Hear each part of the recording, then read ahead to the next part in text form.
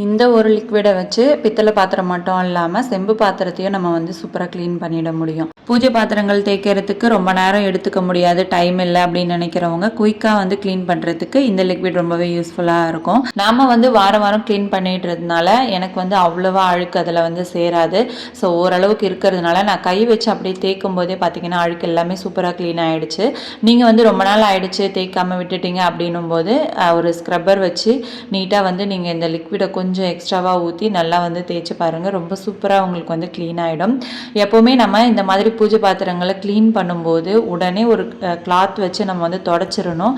அதுக்கப்புறமா வெயிலில் காய வச்சு நீங்கள் உள்ளே யூஸ் பண்ணும்போது உங்களுக்கு 2 வீக்ஸ் வரைக்கும் ரொம்ப சூப்பராக இருக்கும். 15 டேஸ் வரைக்கும் வந்து நீங்கள் பூஜை பாத்திரங்களை கை வைக்கவே தேவையில்லை, கருப்பு படியாது. ரொம்ப நாளாக யோசிச்சு தான் இந்த லிக்விடே நான் ஆர்டர் பண்ணேன், எப்படி இருக்குமோ என்னவோன்னு சொல்லிட்டு. பட் ரொம்பவே சூப்பராக இருக்குது.